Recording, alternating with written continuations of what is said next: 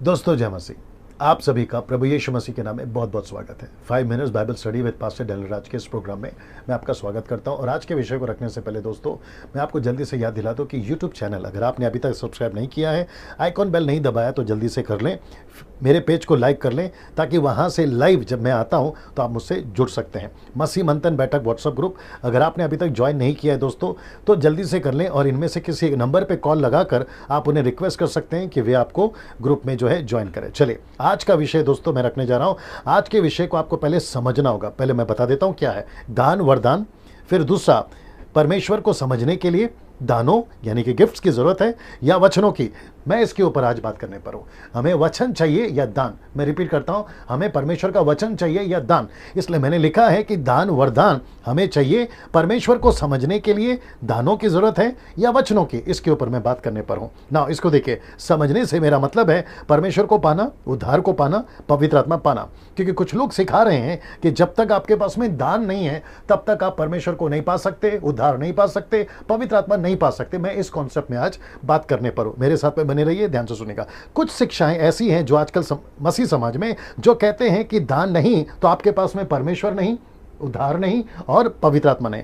क्योंकि पवित्र आत्मा अलग है और उसके दान वरदान अलग है। मैं रिपीट करता हूं, पवित्र आत्मा, पिता पुत्र पवित्र आत्मा, ये अलग है और उसके दान अलग है। अब दोनों को मिक्स नहीं कर सकते। कोई भी दान, वो चाहे अन्य भाषा का हो या भविष्यवाणी का हो या चमत्कार का हो, ऐसा कोई भी दान परमेश्वर नहीं है। और परमेश्वर का दान जरूर हो सकता है लेकिन दान कभी परमेश्वर नहीं हो सकते, पवित्र आत्मा नहीं हो सकते। दान खत्म हो सकती है लेकिन पवित्र आत्मा कभी खत्म नहीं हो सकता ना। इसको देखिए, आपको पवित्र आत्मा उसी दिन मिल जाता है। पवित्र आत्मा से मेरा मतलब है उद्धार पाना, पवित्र आत्मा पाना, परमेश्वर को पाना उसी दिन मिल जाता है जिस दिन आपका उद्धार हो जाता है। तो फिर आपको अलग से ऐसी कोई एक्टिविटीज, ऐसा कोई दान के लिए 80 दिन, 20 दिन, 40 दिन आपको किसी भी प्रकार के फास्टिंग में दान के लिए नहीं जाना है। क्योंकि दान खुद कहता है GIFT, गिफ्ट्स, ये खुद ही गिफ्ट है पवित्र आत्मा का और वो तय करेगा किसको देना है और किसको नहीं देना है ना। इसको देखिए, दो बातें आपको याद रखनी है। मैं रिपीट करता हूं, दो बातें आपको याद रखनी है। पहला,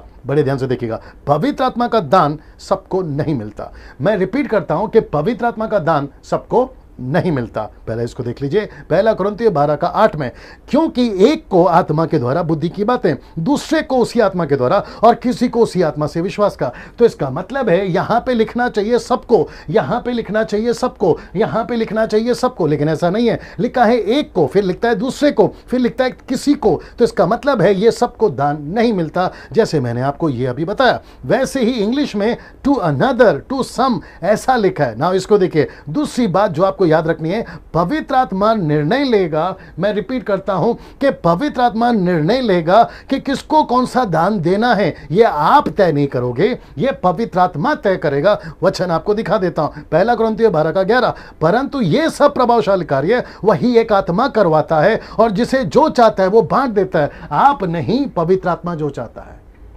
इसको इंग्लिश में लिखा है, देखिए, एज ही विल। इसका मतलब है ये जो येलो में डाला है, एज ही विल, तो पवित्र आत्मा डिसाइड करेगा कि किसको कौन सा दान देना है। क्या ऐसा कोई वचन, बड़े ध्यान से सुनना, क्या ऐसा कोई वचन बाइबल में है जहां लिखा हो कि आप बिना दान परमेश्वर को नहीं समझ सकते? मेरा ओपन चैलेंज है आप सभी को, जितने भी ये सिखाते हैं कि बिना अन्य भाषा के दान के या बिना दान के आपके पास पवित्र आत्मा नहीं है, आपके पास में उद्धार नहीं है, आपके पास में परमेश्वर नहीं है, तुम बिना दान के स्वर्ग नहीं जाओगे, ऐसा वालों को मैं ओपन चैलेंज देता हूं। और मैं उनसे कहता हूं कि मुझे बाइबल से एक वचन निकाल के बताइए जहां लिखा है कि आपको जब तक दान नहीं मिलता, आपका उद्धार नहीं हुआ है, आप परमेश्वर को नहीं समझ सकते। ऐसा एक वचन निकाल के बताइए। बल्कि दूसरा तीमुथियुस 3:16-17 क्या कहता है? लिखा है कि हर एक पवित्र शास्त्र परमेश्वर की प्रेरणा से रचा गया है, उपदेश, समझाने, सुधारने, धर्म की शिक्षा के लिए लाभदायक है, ताकि परमेश्वर का जन सिद्ध बने और हर एक भले काम के लिए तत्पर हो।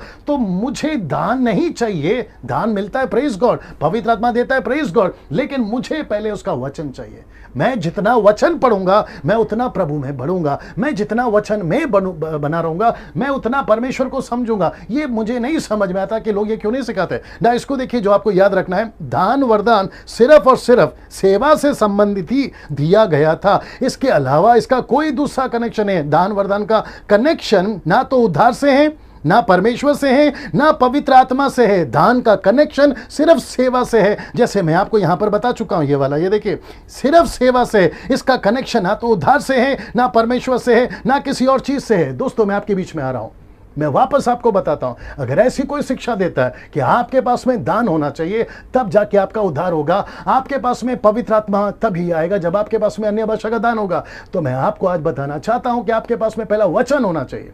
आपको वचन मिल गया है, काफी है। यह पवित्र आत्मा तय करेगा कि आपको कौन सा दान देना है और कौन सा दान नहीं देना है। यह आप तय नहीं करोगे, और ना ही कोई ऐसा प्रचारक या कोई पास्टर या कोई पापा जो ये तय करेगा कि आपको क्या चाहिए। यह पवित्र आत्मा तय करेगा कि आपको क्या चाहिए। चलिए, अगले वीडियो के साथ में फिर मुलाकात होगी, तब तक के लिए नमस्ते।